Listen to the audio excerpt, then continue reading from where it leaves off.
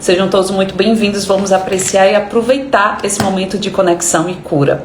Bom, saúde física. Eu acredito que todos os distúrbios, todas as doenças, elas são criadas por nós a partir de padrões de comportamento, padrões de pensamentos, crenças limitantes e emoções que nós guardamos no decorrer da nossa vida. Nós armazenamos no decorrer da nossa vida. E o nosso corpo tem uma sabedoria inata que expressa exatamente aquilo que a gente precisa olhar, precisa enxergar. Então, no nosso corpo a gente vai guardando, né, esse templo de existência pelo qual a gente possibilita que a vida aconteça aqui nesse plano, no terceiro plano da existência, a gente permite que a nossa vida aconteça.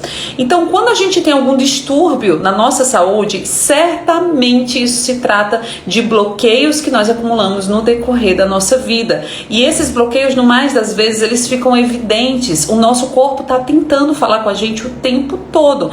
Por exemplo, uma pessoa que tem um aspecto meio sombrio, um rosto sombrio, ela não cultivou isso tendo pensamentos felizes e alegres. Muitas vezes as pessoas mais idosas, elas mostram de uma maneira muito evidente no corpo e no rosto marcas da vida, né? Marcas da sua existência. Às vezes uma existência muito difícil, muito dura, fica expresso no rosto, no corpo da gente. Quando nós falamos, gente, em doenças, em desequilíbrios, em distúrbios, qualquer coisa relacionada ao nosso corpo físico, são criações nossas, criações que nós fizemos na nossa vida, né? De maneira consciente ou não. Por exemplo, o nosso coração, ele é capaz de desmaiar de tanta tristeza, e aí acontece um infarto. Ou, por exemplo, a cabeça é onde a gente expressa, onde a gente se mostra para o mundo. Qualquer distúrbio no nosso rosto, na nossa cabeça, pode indicar uma situação de falta de alto valor. Ou, por exemplo, quando uma pessoa chega me falando que sente muita dor física, eu já sei que é uma pessoa que carrega muitos sentimentos de culpa, e a dor é um grande método de autopunição. Então, nosso corpo, ele sempre nos mostra aquilo que a gente precisa curar ou aspectos importantes da nossa vida. Gente, no Theta Healing a gente aprende lá, já no primeiro curso da técnica, né, no DNA básico, a história da Vaiana. A criadora, a canalizadora da técnica, ela se curou de um câncer muito agressivo. A medicina convencional tinha dado somente 3 meses de vida para ela. Era um câncer no sistema linfático que estava matando as células do fêmur. Então foi algo muito agressivo, e ela sempre foi uma pessoa intuitiva, sempre foi uma pessoa que alinhada com a sua intuição. Ela sentia que tinha algo importante para trazer para o mundo, e ela simplesmente não aceitou o veredito, né, da medicina convencional. Através da doença dela, ela descobriu um comando, ela descobriu como utilizar o Theta Healing para curar o corpo físico. E aí ela teve o que na medicina convencional é conhecida como remissão instantânea. É uma remissão espontânea e instantânea de uma doença. É aqueles milagres, né, que a medicina não consegue explicar. E a partir daí, uma coisa muito interessante que aconteceu, ela começou a utilizar nos consultórios, nos centros de atendimentos pessoais individuais dela, ela começou a utilizar a mesma ferramenta da mesma maneira como ela utilizou para a sua própria cura. E aí ela percebeu algo muito interessante. Tinha pessoas que conseguiam receber a cura e tinha pessoas que simplesmente não conseguiam receber a cura. E quando ela se conectava com o Criador de tudo que ela ouvia mensagens assim: Vaiana, essa pessoa não quer ser curada, porque se ela for curada, ela vai ter que voltar a trabalhar, ela vai perder o benefício do governo e ela não quer voltar a trabalhar. Ou ainda, essa pessoa, para ser curada, ela precisa perdoar o pai, ela tem um grande ressentimento, uma grande mágoa em relação ao pai. Ou ainda, essa pessoa, ela não quer ser curada, porque se ela se curar, o casamento dela acaba. E é muito interessante, em atendimentos individuais de Theta Healing, eu vejo muito isso. Como as doenças que nós manifestamos na nossa vida de uma maneira completamente inconsciente estão nos servindo, estão nos ajudando em algum aspecto, estão nos servindo para alguma coisa. Por exemplo, é muito comum, eu já tive vários casos de sessões individuais onde eu me deparava com a situação que a mulher desenvolveu uma doença para punir a traição do marido, ou uma matriarca desenvolveu uma doença para unir toda a família. Os filhos brigaram, se afastaram, e aí a doença faz com que todo mundo se una novamente. Ou ainda, de crianças que desenvolvem, manifestam doenças, porque quando elas estão doentes, elas recebem carinho, atenção, amor, e tudo que uma criança quer é exatamente isso dos pais. Se você viveu e cresceu em ambientes onde as pessoas também estavam feridas, onde as pessoas também vibravam muito na dor, no medo, é possível que elas não estivessem preparadas e prontas para dispor para você o amor que você queria, o amor que você precisava. E aí a nossa mente cria maneiras da gente receber esse amor que a gente tanto quer, da gente receber essa atenção, esse carinho, esse acolhimento, essa aceitação. E aí a gente pode crescer com vários padrões de doença física do nosso corpo. Por exemplo, você é uma pessoa que está sempre doente, tem algum distúrbio de saúde, tem alguma sinusite, uma dor de cabeça, uma enxaqueca, tem sempre alguma coisa, a sua saúde nunca está em estado completamente pleno, saudável. É possível que você tenha pensamentos que digam: olha, quando eu fico doente eu recebo atenção, quando eu fico doente eu recebo carinho, quando eu fico doente eu recebo acolhimento, e aí a sua mente manifesta tudo aquilo que você acredita. Processos completamente inconscientes. Em algum momento da nossa vida a gente entendeu que a coisa funcionava assim. Essas compreensões ainda estão guardadinhas aí dentro no seu subconsciente, no seu inconsciente, e elas estão manifestando bloqueios na sua saúde física também.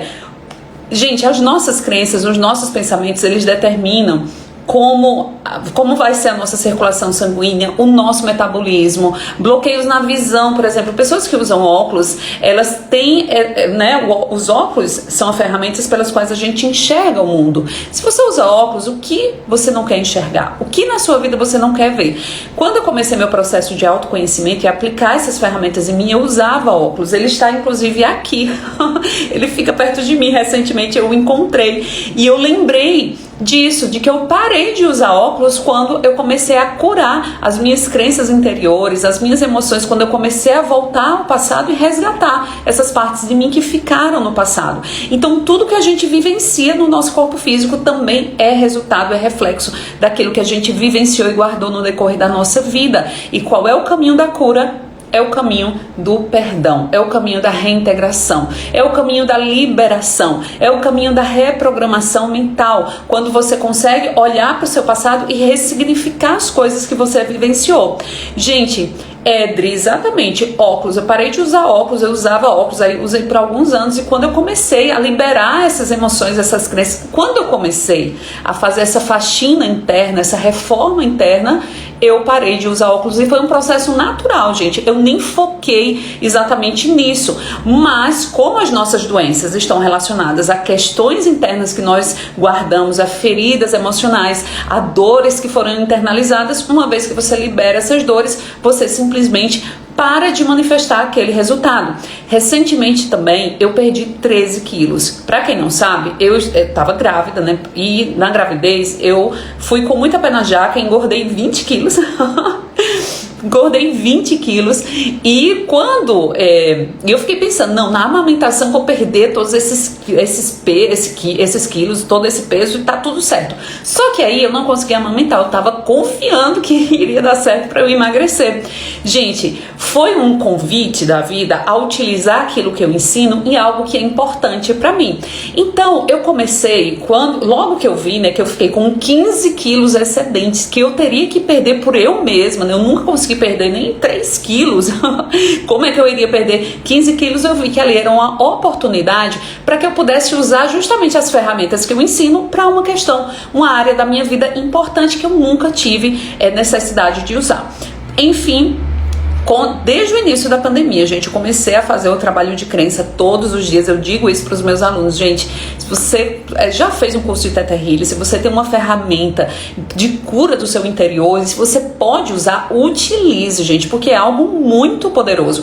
Então, desde o início da pandemia, todo dia eu me desafiei a fazer um digging, que é o processo de cavar a mente subconsciente, uma ferramenta do Theta Healing, onde a gente cava a mente subconsciente para encontrar a raiz daquele problema. problema, porque muitas vezes, gente, muitas técnicas, e eu digo isso porque eu já estudei várias, eu já ensinei PNL, então eu sempre fui uma estudiosa do nosso aparelho psíquico. Em muitas ferramentas a gente trabalha as crenças superficiais, aquelas crenças que estão visíveis, que são mais fáceis de trabalhar, com certeza, só que elas estão vinculadas a coisas mais profundas. E se você não chega na raiz dessas questões, elas vão voltar. Muitas vezes é isso, exatamente isso que acontece. Você trabalha uma crença com uma técnica específica e algum tempo depois sente que ela voltou, sente que aquele problema voltou e continuou a se manifestar na sua vida. Então é necessário a gente ir na profundidade, né? Na profundidade do nosso ser para liberar essas questões, e é um processo que é muito mais rápido e gera muito mais resultado. Então todos os dias eu me desafiei a aplicar em mim o Theta Healing, todos os dias, todos os dias, todos os dias. Resultado, eu perdi 13 quilos. Exatamente 13 quilos, gente. Coisas incríveis aconteceram, porque o que a gente vive na nossa realidade é simplesmente um reflexo do nosso mundo interno. Quando eu mudo aqui dentro, eu mudo aqui fora, e a ordem é essa. Muitas vezes a gente acha que tem que mudar as coisas fora, e na verdade não é. A gente, quando muda o nosso interior, a gente reflete essa mudança fora. Então é isso, gente. Olha para o seu mundo interno, porque primeiro a gente muda aqui dentro e depois a gente reflete a mudança fora. Mas, Rinaldi, é possível emagrecer 13 quilos só fazendo trabalho de reprogramação de crença? Sim, e a maior prova sou eu. Eu perdi 13 quilos recentemente só fazendo o trabalho de reprogramação de crença, porque as nossas crenças, elas interferem no nosso metabolismo, na maneira como a gente olha a vida, na maneira como as nossas células se comportam. As nossas crenças, os nossos padrões mentais e padrões de sentimentos e pensamentos, eles refletem e interferem, influenciam em todo o nosso corpo físico, ok?